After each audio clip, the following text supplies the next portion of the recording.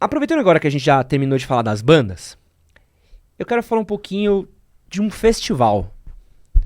Mas não é o Rock in Rio. Eu quero falar do Hollywood Rock.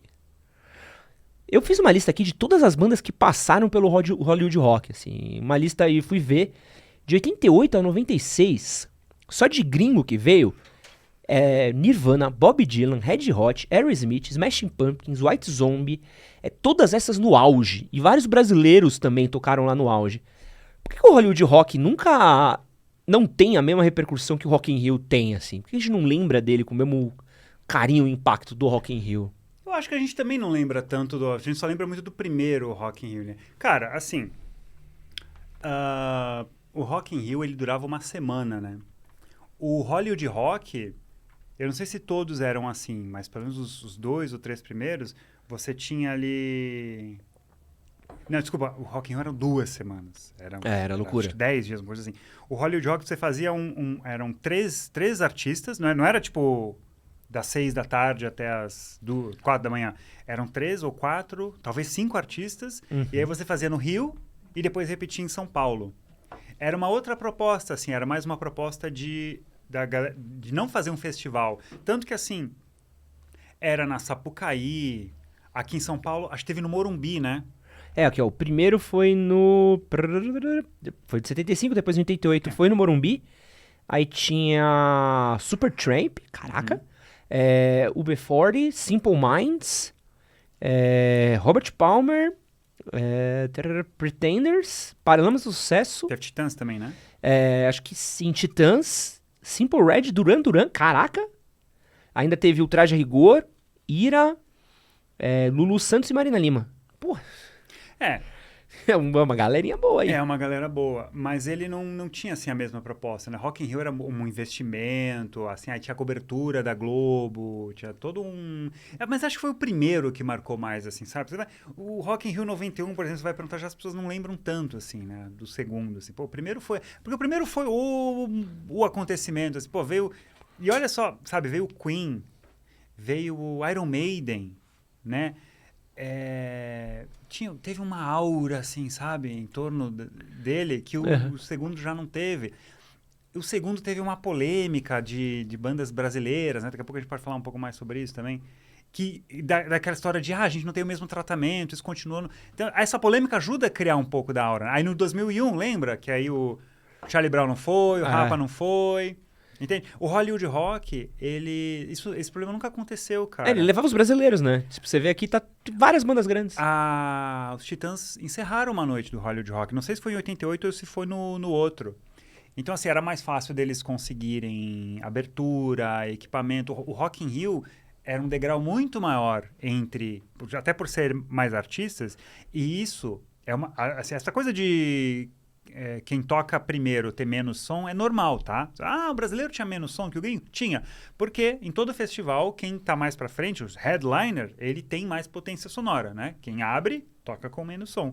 Como os brasileiros nunca eram headliners, eles sempre estavam do começo, no primeiro Rock in Rio, pro meio, já no segundo, cada vez mais pro meio, eles não tinham a mesma potência sonora. Então, o Hollywood Rock assim, as bandas gostavam mais, assim, de tocar no Hollywood Rock. Até porque, Rock in Rio foram só 2, na verdade, naquele momento, 85 e 91. Mas tinha uma aura em torno do Rock in Rio, né? O Medina, a Cidade do Rock. Porque quando eu tava pesquisando pra pauta, eu tava estudando, aí eu parei no Hollywood Rock e lembrava do Hollywood Rock, porque quando eu era pequeno eu ainda lembro de alguma coisa... Era muito novinho, mas eu lembro da história da overdose do Kurt Cobain no Hollywood Rock, do João Gordo com ele, né? E eu fui ver, deixa eu ver qual que é do Hollywood. E ele foi um festival que durou por muito tempo, durou até 96. Teve lá nos anos 70, mas aí já foi um outro contexto, né? Teve Rita Lee, Hal Seixas. E ele trouxe várias bandas no auge, Smashing Pumpkins no auge, Nirvana no auge, mas é um festival que as pessoas... Não lembram, né? Não lembram, né? Foi esquecido, cara. Mas é que assim, ele morreu, né? Assim, não existe mais. Ele tá associado a uma marca de cigarro. Que foi proibida, existe né? Hollywood, não? Alguém fuma aqui? Não? Não tem mais. Não tem então, mais. Né, tudo isso atrapalha. O Rock in Rio existe até hoje. Eu acho que tem isso. E tem uma outra coisa, assim. O Hollywood Rock, quer dizer, ele teve aquele primeiro, que, assim, é um outro contexto. Mas os que aconteceram depois... a estrada foi aberta pelo Rock in Rio em 85, né? Que era colocar o Brasil no mapa dos grandes eventos. O Brasil não tinha equipamento, né? As bandas que vinham para cá duvidavam da nossa capacidade de fazer. O Kiss veio em 83 e os equipamentos foram roubados, né? Eu gosto muito da história que tem... Não sei se é do Rock in Rio, mas a história que os gringos vinham e deixavam as coisas pra banda brasileira. Porque era coisa que a galera não tinha acesso. Então, pode ficar com isso daqui, fica com essa guitarra, fica com não sei o quê. Pode ser. Que a galera não tinha acesso aí pra gringa. Até nos anos 90 era difícil ter instrumentos. Tanto que várias bandas foram pra lá comprar, né? Seja pela diferença de preço, né? Ou seja pela dificuldade de encontrar mesmo. Mas eu acho que é mais isso, assim. O Rock in Rio, ele basicamente foi mais consistente na proposta de evento. E, claro, eles se atualizaram, né? Hoje é um evento que fala a língua do jovem de hoje, né? Não do jovem de 85. Agora, é muito interessante, porque pra essa galera que eu vejo falar, porque o Rock in Rio não tem rock, cara, no Rock in Rio 2, em 1991, houve a mesma polêmica. Os jornais debatiam o mesmo tema. Tá faltando rock no Rock in Rio. Tinha uma boy band, que era o New Kids on the Block. Tinha o A-ha. Não, o A-ha foi no segundo. Tinha aquele Grooves in the Heart. Como é que é o nome, cara? Esqueci o nome deles. Tinha o Run DMC. Tudo bem, Run DMC é hip hop, tá até mais ligado ao rock, né? Mas, cara, vários artistas, assim, não eram necessariamente ligados. Tinha o Prince. Oh, meu Deus, tem a Ivete Sangalo. Pô, teve o Prince, cara, em 91, entende? Tem aqui, Ney Mato Grosso, Baby do Brasil, Pepeu Gomes, Na Noite do Iron Maiden. Esse é o primeiro, né? Erasmo Carlos. Então, essa história é boa. Elba Ramalho, Gilberto Gil. Tinha... Quem mais? Nina Hagen? Nina Hagen. O Erasmo Carlos foi muito vaiado, né? Alceu Valença com Moraes Moreira. Que mais? Tinha música brasileira, né? Tinha um monte de coisa que não era rock. Agora, normalmente, que dias que são? É segunda e terça, né? É que aqui o primeiro foi longo pra cacete, viu? Meu Deus. 2 semanas quase, né? Então tinha, mas assim, era abrindo, né?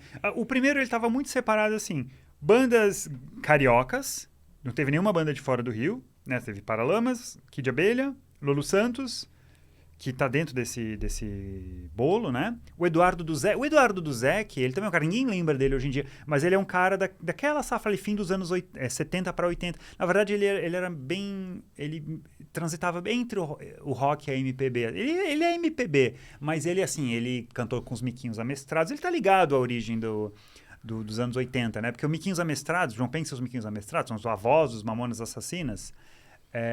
São os avós, os pais são os inimigos do rei, que são anos depois, né? E aí... Enfim, então ele, de uma certa forma, é rock. Mas nesse Rock in Rio ele foi vaiado também, pra caramba. Ele, o Erasmo e o Kid de Abelha, né? Os três enfrentaram muita vaia. O Herbert Viana deu uma bronca no público, pra não jogar... A galera jogava pedra, né?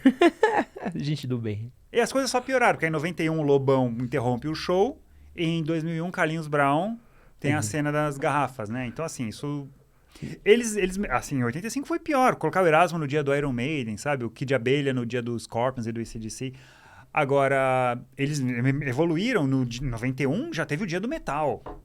Que foi, quer dizer, metal, entre aspas, assim. Mas teve o Guns N' Roses, que foi no mesmo dia do Megadeth e do Sepultura. E o Lobão tava nesse dia. Mas aí que tá, entendeu? Vamos fazer o dia do rock. Pô, mas aí botou o Lobão.